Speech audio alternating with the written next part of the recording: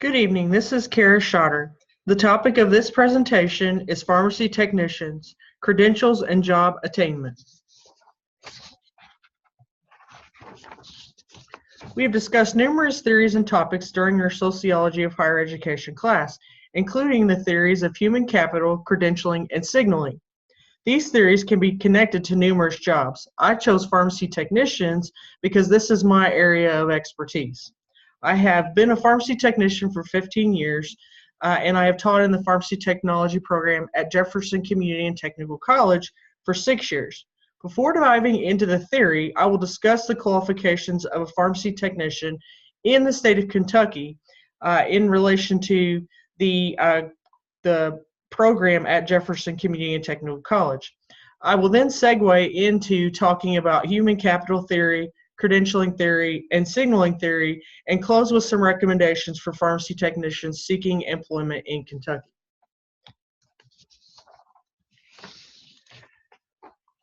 In relation to being a pharmacy technician in Kentucky, there are very few requirements for employment. Other states have more requirements, but I'm going to focus strictly on what the requirements are in Kentucky. Anyone interested in working as a pharmacy technician must register with the Board of Pharmacy by providing personal information and paying a $25 fee. A criminal background check is part of this process, but anyone over 16 can apply to be a pharmacy technician. Anyone that registers with the board can get a job working in a retail setting like Walgreens or CVS, counting pills, labeling bottles, and assisting a pharmacist with various tasks delegated by the pharmacist. Gaining employment, however, in a hospital in Kentucky is a little more complicated. To be working in a hospital setting, a technician has to be certified. There are two certification exams. The Pharmacy Technician Certification Exam, which is abbreviated PTCE, as well as the exam for the certification of pharmacy technicians, which is abbreviated EXCPT. In order to register for either exam, the individual must demonstrate completion of a recognized pharmacy tech program or equivalent work experience. That program can be an on-the-job training, or it can be associated with an institution of higher education, such as Jefferson Community and Technical College. I'm going to discuss in more detail as we get to human capital theory and credentialing theory. All work completed by a technician in a pharmacy setting, regardless of that setting, whether it's a retail setting or a hospital setting, must be double-checked by a pharmacist. And this is a key point to remember when I start talking specifically about credentialing theory. So let's talk a little more about JCTC's program. JCTC's program is a diploma program, and there are two embedded certificates within that program. The certificates are meant to be stackable and demonstrate a continuum of knowledge, with the diploma being the most prepared pharmacy technician. There are several pathways after a student has completed a diploma that can lead them to an associate's degree. And we will talk more about this also in terms of credentialing. Connecting human capital theory to what we've talked about thus far about pharmacy technicians, under the lens of human capital theory, education is seen as an investment in oneself, which means a person is demonstrating their productivity by gaining education. Even though education is not required to work as a pharmacy technician, completion of JCTC's Pharmacy Tech diploma and completion of one of the two certification exams indicates increased productivity. So a technician that has completed certification and potentially a diploma should be more sought after in the job market. In relation to this, human capital theory also tells us that an educated person can anticipate an increase in earnings based on the personal investment in education. This concept is somewhat reflected in the national hourly mean wage when comparing the wages earned in a hospital setting and a retail setting. In a hospital setting, a technician can expect a national mean wage of $18.30 an hour. In a retail setting, a technician could expect a mean hourly wage of $14.88. There is a significant difference in these wages, likely because working in a hospital requires a more defined skill set, responsibilities, and in most states it requires certification.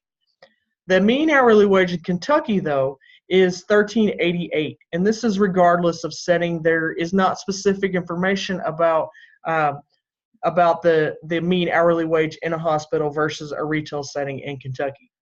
But in comparison to the national mean wages, this is significantly less. Again, this may be due to the fact that education and certification are not required to work in all settings in Kentucky. So again, this wage is lower potentially because of that lack of requirement in the state. In relation to credentialing theory, in the context of a pharmacy technician, credentialing theory tells us that certification is more important than the skills necessary to obtain the certification. The certification then is what the employers recognize when reviewing resumes and include in job postings. Credentialing theory focuses on stratification of the workforce based on the stratification that we see where people that have a higher degree are expected to have more power in the workforce. So a diploma is a low level and of little value in relation to the associated power. To reinforce the concept of power, everything a technician does, as I had mentioned previously, has to be checked by a pharmacist. So technicians have very little decision-making power. Pharmacists have doctorate degrees, so they are the people in the pharmacy that hold the power and the decision-making ability. Credentialing theory also connects trustworthiness to power. So taken literally, because the pharmacist is the person making most of the decisions in a pharmacy, has the highest level degree, there is little trustworthiness required to be a technician. For a little comedic relief here, maybe that's why the Kentucky Board of Pharmacy is okay with allowing 16-year-olds to be technicians.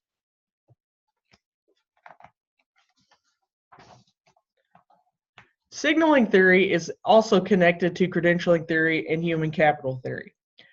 Signaling theory explains credentials as recognizable signals of productivity as well as personality traits valued by employers.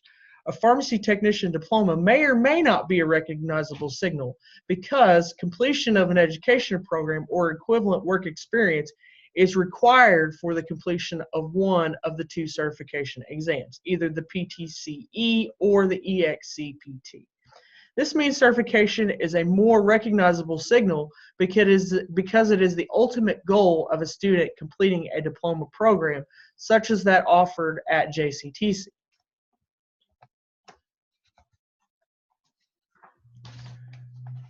In closing, I would like to share my recommendations for those seeking employment as pharmacy technicians.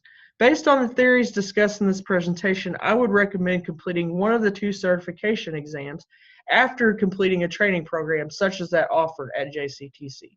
Completing a training program would increase a person's likelihood of passing the exam and would also add to his or her human capital, which would hopefully be recognized by employers in addition to the certification. My second recommendation is for individuals to seek professional help in developing a resume. I require this of students in the pharmacy tech program at JCTC. More specifically, my paper for this course details the importance of properly indicating certification and skills on a resume, as many employers use electronic filters to narrow down applicant pools. In addition, completing a mock interview helps the student prepare to demonstrate soft skills during a job interview. Also detailed in my paper, soft skills are one of the key things that employers use to evaluate whether they want to hire a person or not. As a final recommendation, I would recommend that once a technician has gained certification, to narrow the job search to only employers seeking certified techs. Employers willing to hire technicians that are not certified are probably going to offer a lower level wage. This recommendation is based on those wages that we discussed earlier. Employers seeking certified technicians value human capital and credentials. So hopefully in the long term, the technician will gain more in terms of financial stability. I hope you all have enjoyed this presentation and learned a little more about pharmacy technicians in relation to sociological theory. This concludes my presentation. Thank you.